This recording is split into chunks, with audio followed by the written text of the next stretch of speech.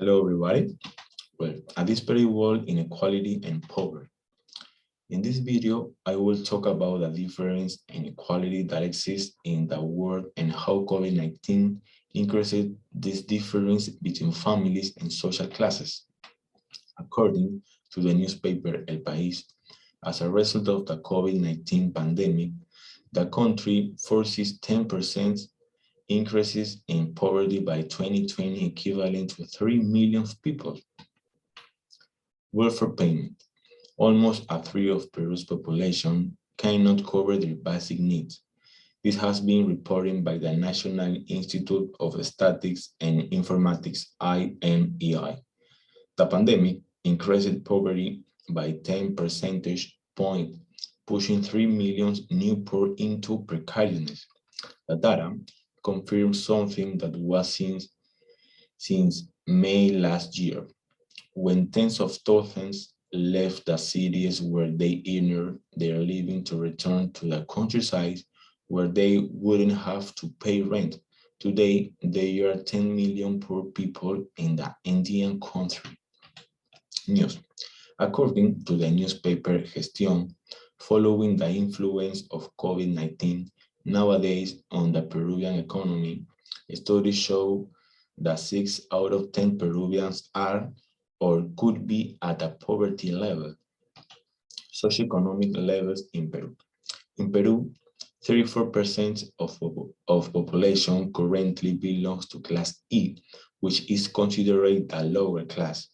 27% belong to class D, which is the lower middle class. The remaining 27% belong to class C, which is middle class. Only 10% of Peruvians belong to class B, which is middle class, and just 2% belong to class A, which is upper class. Disposable income. The people of Lima were the most affected by the pandemic. The INEI report specific that the jurisdiction with the highest increase of people who cannot cover the basic cost of the composition basket has been Metropolitan Lima. In 2019, it registered 14% of the population in poverty and went to 27.5% poverty, and 2020 affect 45.7% of the rural population. News by INEI. In this chart, we can see the average income generated by Peruvians according to their socioeconomic class. Studies carried out in 2020. Most of them are class E, who receive the less amount of income. You can see? Right. Here we show the average characteristic of the head of the household. Class A and Class B are 60 or 50 are employees of a company. Class C, significant percent of self-employed workers. Class D, the vast majority are independents, but the Class E, more than 70% workers at self-employment. But now I will talk about democracy versus dictatorship. Democracy.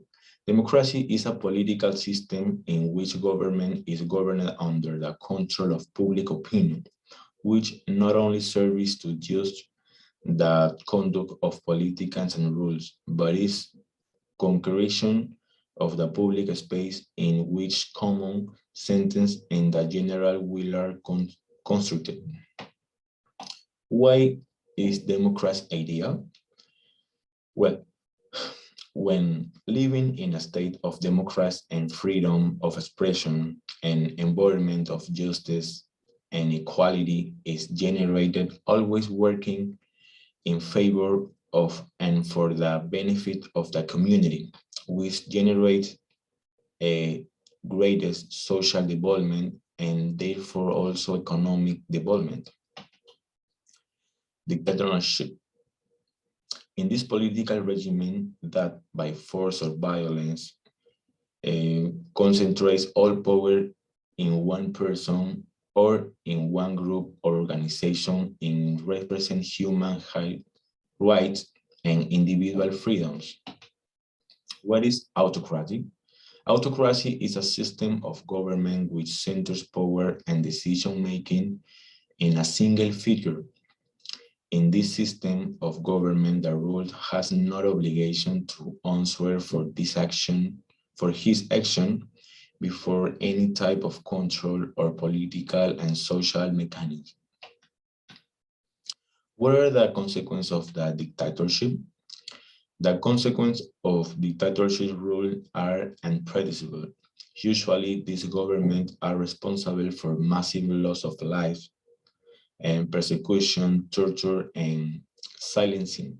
Even in the last service case, the reduction of individual and collective freedom has been observed, not to mention the economic crisis in which the country finds itself. Nowadays, are still countries with dictatorship? Yes. Also, it sounds unbelievable, there are still countries living in dictatorship. These countries are countries married in poverty and total oppression of freedom. Under this premise, we have Cuba, Nicaragua, Venezuela, China, North Korea, etc. Venezuela.